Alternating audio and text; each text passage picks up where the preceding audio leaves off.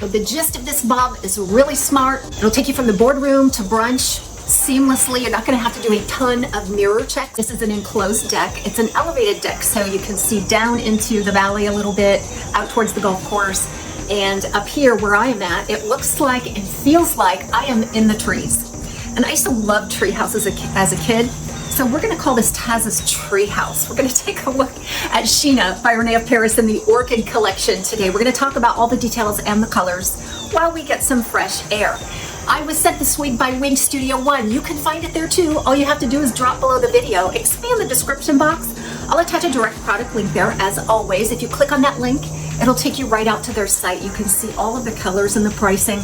We invite your questions. If you have any questions for us, please reach out to support@wigstudio1.com, and don't forget to visit our private Facebook group.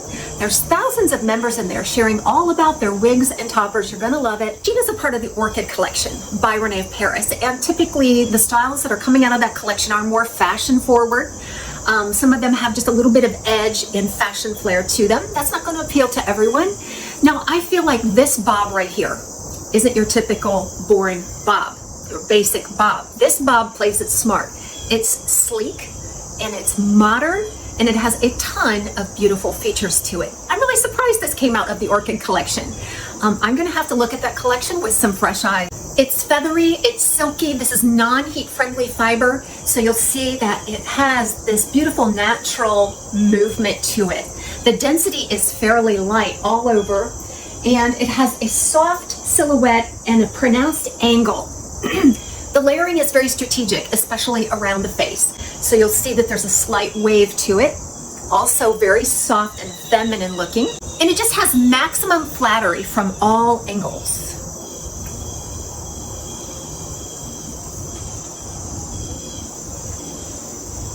So let's take a look at these layers.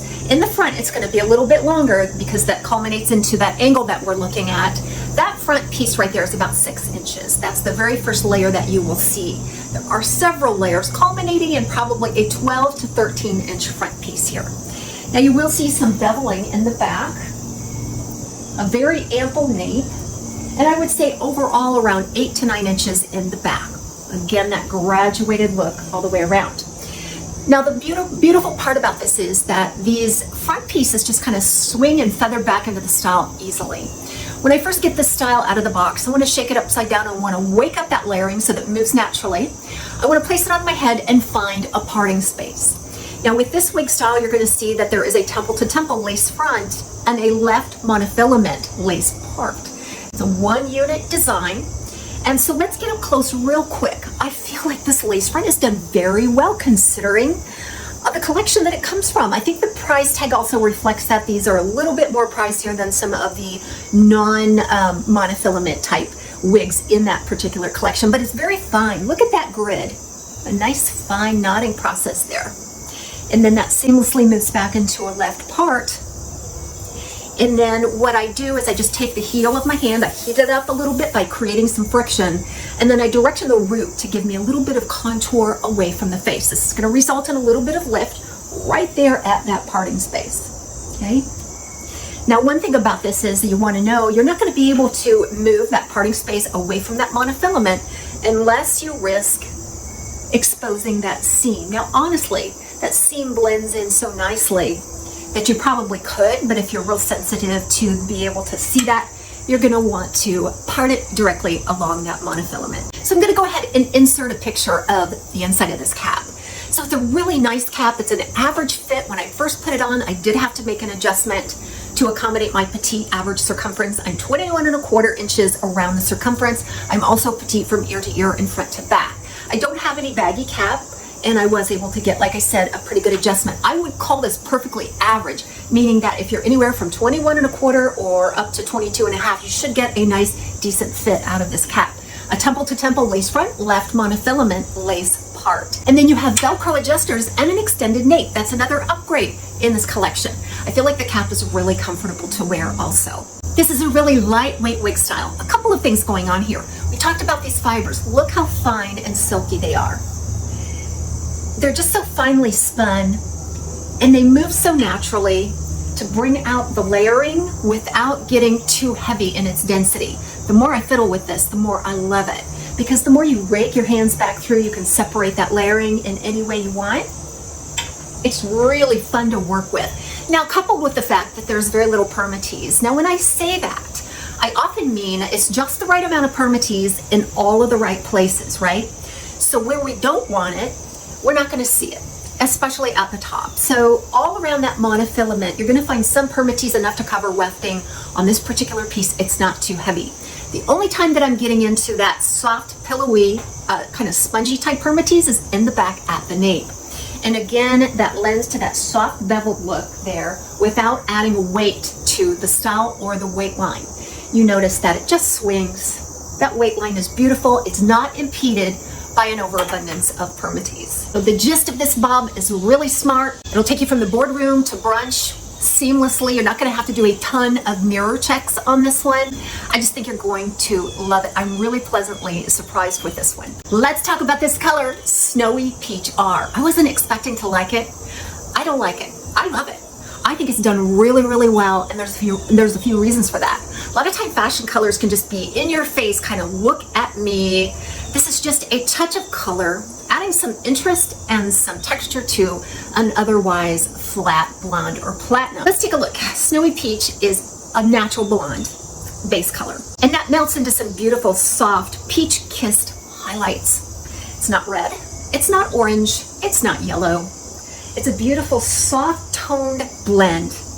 Now, what's remarkable about this, and I talked about this melting effect, is because that natural blonde root, it's not your typical rooted blonde that has a dark root. You really can't see or comprehend that contrast. It just looks like you've had this natural blonde color.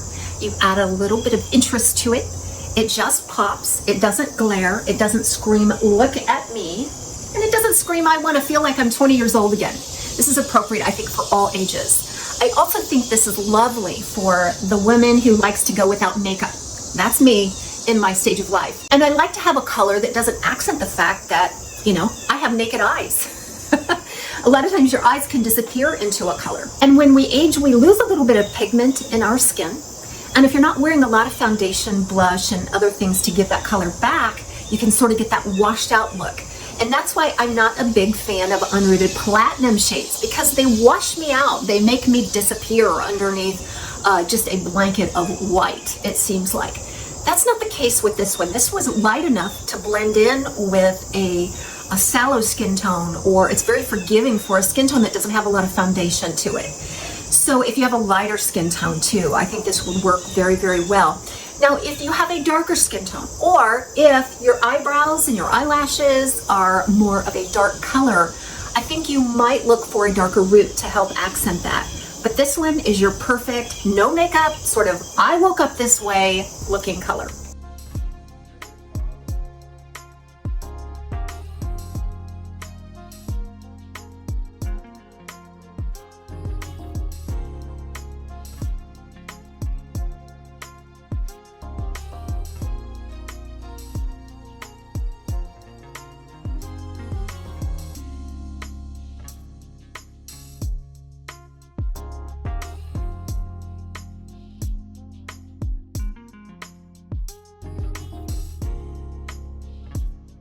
Everybody loves some little styling tips and things. And I try to give you those little tidbits as I go along, but let's just sort of move this hair around. I think there's a lot you can learn by the way it moves and swings and reacts to just the heat of your hand or just hand manipulation, hand styling.